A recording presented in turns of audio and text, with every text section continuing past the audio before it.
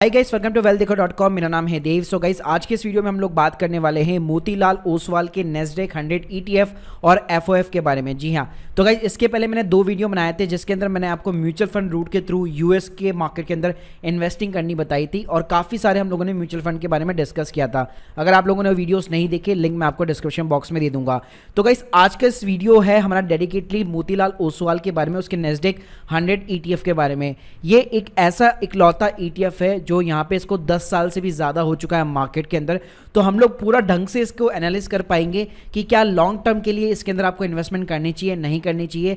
और रिसेंटली इसका जो FOF है वो यहाँ पे बंद भी हो चुका है, तो उसके बारे में भी आपको जानकारी मिलेगी। प्लस मैं आपको डिफरेंस बताऊंगा एज कंपेयर टू ETF और इंडेक्स म्यूचुअल फंड्स, दोनों के अंदर क्या डिफरेंसेस होते हैं, कितना इसके अंदर ट्रैकिंग एरर है, कौन कौन सा इसके अंदर पोर्टफोलियो है, वो सारी चीज़ें आपको एक ही वीडियो के अंदर जानने को मिलेगी। देखिए गाइस, अगर मैं मोतीलाल ओसवाल के बारे में बात करूँ तो यहाँ पे इंडिया के अंदर उसकी 3 स्कीम चल रही है। एक S&P 500 इंडेक्स चल रहा है, नेस्डेक 100 का FOF चल रहा है और नेस्डेक 100 का ETF चल रहा है।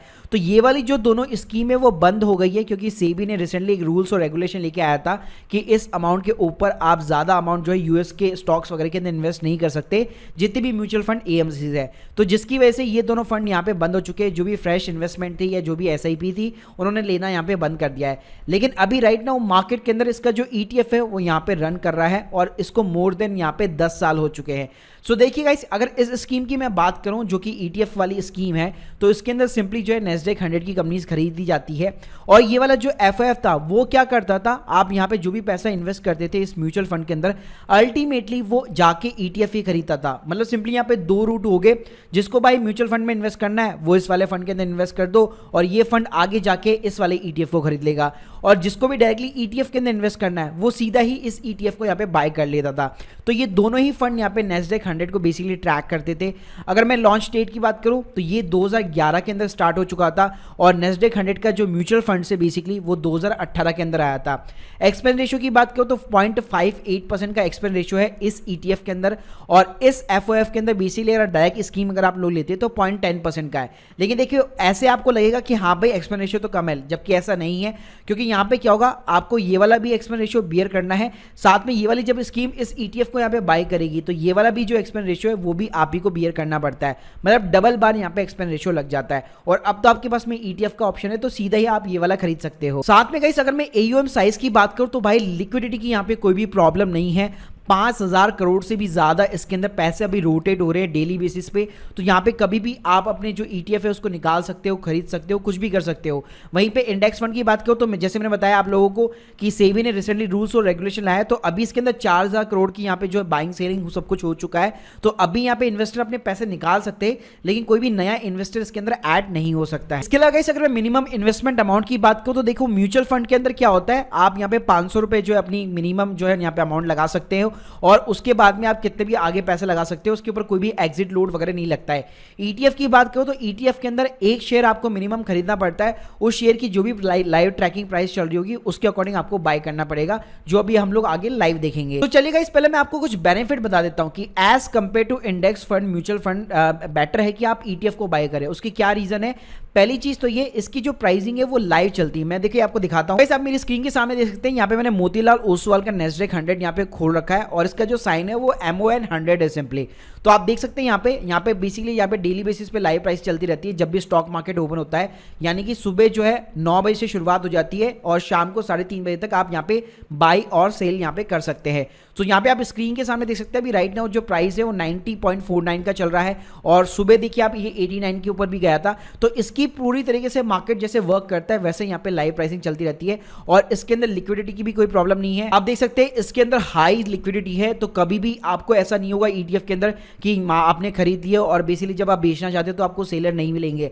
आपको हमेशा इसके अंदर लिक्विडिटी मिलने वाली है, तो आप ट्रेडिंग भी कर सकते हो इस ETF के अंदर। आप में गाइस यहाँ पे अच्छी बात क्या है, आप SIP भी शुरू कर सकते हो, इवन मंथली नहीं बल्कि डेली बेसिस पे, वीकली बेसिस पे, क्योंकि इसको आप एज ए स्टॉक जो है बाय और सेल कर सकते हो। तो ये बहुत बड़ा आपको एडवांटेज मिल जाता है। इसके अलावा गाइस, अगर मैं एक्सपेंस रेशियो की बात करूं तो compare to index mutual fund ETF का जो एक्सपेंस रेशियो होता है वो काफी कम होता है। साथ में गाइस गाइस यहाँ पे इंडेक्स फंड के अंदर क्या होता है, म्यूचुअल फंड के अंदर आपको जो एनएवी मिलती है वो at the end of the trading day मिलती है, लेकिन यहाँ पे ईटीएफ के अंदर आप लाइव बाय कर सकते हो। मान लो आज मार्केट ओपन होते ही 2% से गिर गया, आपको दिख रहा है स्क्रीन के सामने, तो आप इंस्टेंटली उस टाइम पे जो है अपना ईटीएफ यहाँ पे बाय कर सकते हो। जबकि म्यूचुअल फंड के अंदर क्या होगा, अगर वो मार्केट शाम होते होते रिकवर हो गया तो आपको एंड ऑफ द एनएवी जो मिलेगी वो बेसिकली यहाँ पे 3:30 के बाद में जो भी मार्केट जो है बंद होगा उसके ऊपर आपको मिलेगी। बीच में आप कभी भी एनएवी को चेंज नहीं कर पाओगे। चलिए गाइस, अब हम लोग जान लेते हैं कि भाई इसकी परफॉर्मेंस क्या है। तो यहाँ पे मैंने सिंपली क्या किया है, नेस्डेक का कंपोजिट ले लिया है, यानी कि यूएस की टॉप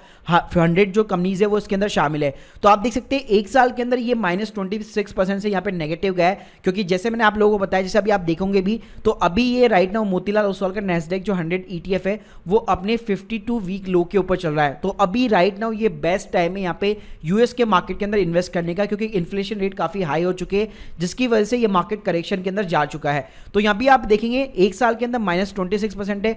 5 साल के अगर मैं रिटर्न की बात करूँ तो आप देख सकते हैं नेस्डेक ने जहाँ पे 61% का रिटर्न जनरेट किया है, वहीं पे मोतीलाल ओसवाल के नेस्डेक 100 ETF ने यहाँ पे 136% का रिटर्न जनरेट करके दिया है। तो आप देख सकते हैं कंपेयर में यहाँ पे आपको ट्रैकिंग एरर तो मिलेगा ही मिलेगा, लेकिन उसके साथ में जब यहाँ पे ये अप जाएगा तो उसका आपको एडवांटेज भी मिलता है।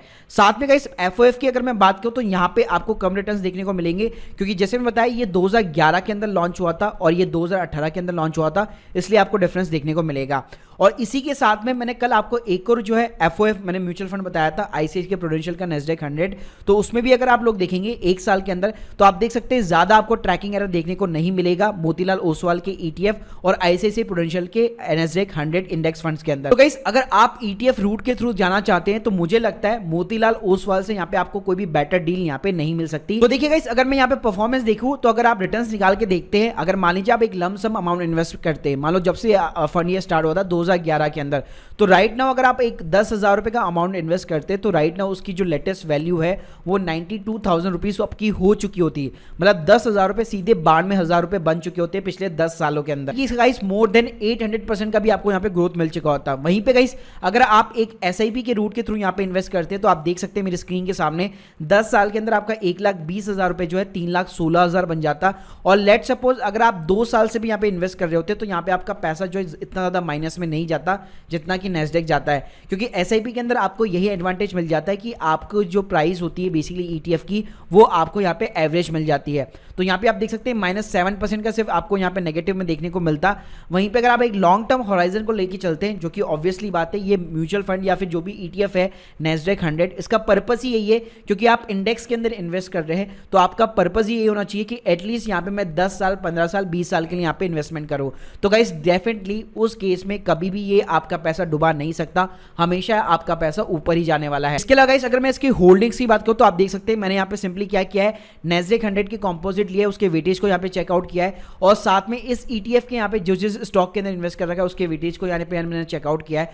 तो आप देख सकते हैं ओवरऑल आपको यहाँ पे same kind of the top 10 stocks मिलने वाले हैं और उनकी जो होल्डिंग्स है वो भी यहाँ पे आपको सेम मिलने वाली है। तो गाइस एक ओवरऑल अगर मैं फाइनल कंक्लूजन की बात करूं तो अगर आप यूएस मार्केट के अंदर यहाँ पे जो है एज ए जो है एसआईपी स्टार्ट करना चाहते हैं डेली या वीकली बेस पे या मंथली बेस पे, और आप एक ईटीएफ के थ्रू यहाँ पे रूट के थ्रू यहाँ पे निवेश करना चाहते हैं बहुत ही कम एक्सपेंस रेशियो के ऊपर, तो डेफिनेटली यहाँ पे आपको मोतीलाल ओसवाल का जो 100 नेस्डेक 100 ईटीएफ है उसके साथ में यहाँ पे आपको लॉन्ग टाइम होराइजन के लिए डेफिनेटली जाना चाहिए। Guys hope you like this video, please subscribe channel. अगर आप लोगों के कोई भी डाउट्स है कमेंट बॉक्स में जरूर बताइए। Thank you guys, thank you very much.